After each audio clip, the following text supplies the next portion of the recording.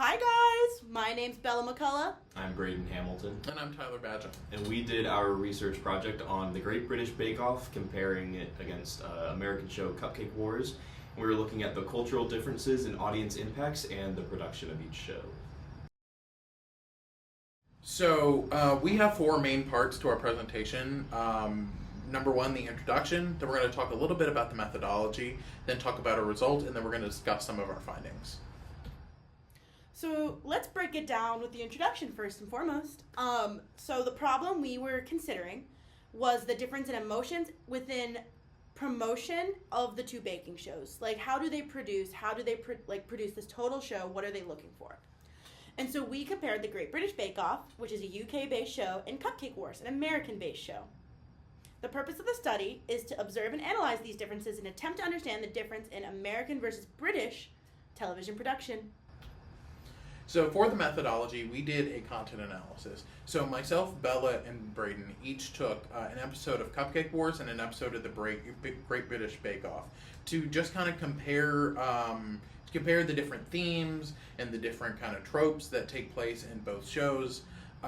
Social constructionism served as our theoretical framework, and then after that we applied the content analysis to each of the 6 episodes, again 3 of which Cupcake Wars, 3 of which being the Great British Bake Off.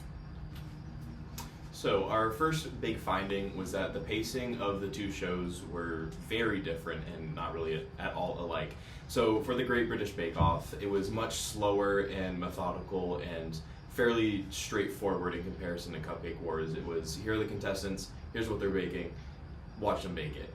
And it was, like I said, very slow. The music choice was very symphonic, a lot of pianos, and kind of just very, very chill and relaxed. And then kind of looking more towards at Cupcake Wars, it was very fast-paced, intense music, intense sound effects, a lot of cliffhangers leading into commercial breaks, and there was a lot of like big dramatic like choices that like each contestant would make, and kind of just over dramatizing the entire thing. Yeah, and so kind of going off of that, the judges' critiques in the Great British Bake Off were very constructive. They utilized what a lot of people call a compliment sandwich. So it's a positive note, a critique, and then a positive note. And they were more educational, teaching. They want the bakers to get better. And then the Cupcake Wars judges were very harsh with their critiques. They were like, this is terrible. They don't explain how it really could have been better. And it's just very, very negative. You can see the sadness in people's faces, unless they absolutely loved the cupcakes, which for the most part, they really didn't. And so the primary difference, or one of the primary differences of how the shows actually kind of operate have to do with the participants. And so in Cupcake Wars, each episode has a different set of participants, unless it's some kind of special type thing. But for your average episode, you have a completely new set of participants, where typically bakers own their own baking shops, stuff like that. For the Great British Bake Off, each season you have an entirely new slate of contestants that stay for the entire season. And therefore, it almost creates a different kind of viewer experience, because viewers get to see the same contestants participate for the entire show. But with Cupcake Wars, you never get attached to them because they continuously switch out. And so you also tend, with the participants who tend to see them in the Great British Bake Off, there's not that kind of animosity between the participants. They tend to help each other a little bit more. They tend to want to see each other do better. But with Cupcake Wars, it's not like they're out for blood, but they definitely get some kind of relief when they see those cliffhangers, when they see other people do really, really poorly. Yeah, there's very much you root for somebody in the Great British Bake Off. And speaking of that, let's go into the discussion of our findings. So there is a very slow-paced theme throughout the Great British Bake Off. It's slower. You connect with the people as you grow with them and as they compete. It's a show that, after my knee surgery, that's my comfort show. It was happy. It was calm. It was not stressful. And that was something huge I was looking for in television I couldn't really find in Americanized television. It's literally a show I go to sleep with. Like, it's something that, like, it's calming. You like the characters, you have a happy feeling, you looked at really pretty cakes and sponges and cookies and scones, whatnot. It's a very, very slow, collaborative, feel-good show.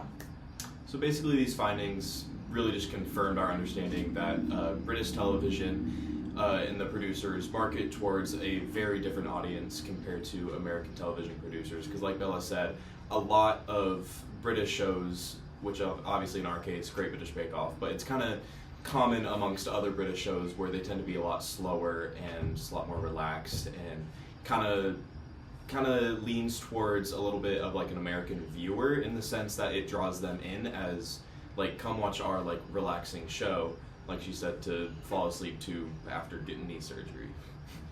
And definitely what we found with these results was an interesting kind of, to Braden's point, talking about a very interesting divide between the American style show and the British style show, because Americans tend to like drama a lot more, and you can that's very commonly reflected in American reality shows like Love Island, Big Brother, other ones like that. You can definitely see the differences, and that even applies to baking shows. And so that's even a potential spot for future research. We did find in our during our literature review some research talking about how different countries have different styles of shows, and I think that's a part of future research, particularly when it comes to baking shows. Also looking at how audience get attached to different contestants. Because I know that also happens in American reality shows where you have the same people for the entire season. You tend to root for people, like in Survivor or Big Brother. Even The Bachelor. Even The Bachelor. People root for people in The Bachelor. And so it would be really interesting to see how those kind of tropes in these baking or in reality shows that aren't baking related, how they also come into all kinds of different baking shows, particularly from an American standpoint, and then looking at it globally. Yeah, and to wrap it up, we used collectivism and individualism in the Bake Off franchise from McGee 2023. We used Beyond Television, a TV production, the multi-platform era of Netflix streaming video, from Moritz Stock 2023. And from Simon and Canterbury and Christ 2016, The Food, and the Cooking, and the Chef, a comparison study of food representation in British, French, and German television. So that's our presentation. Thank you so much, and we love you, Dr. Mitten.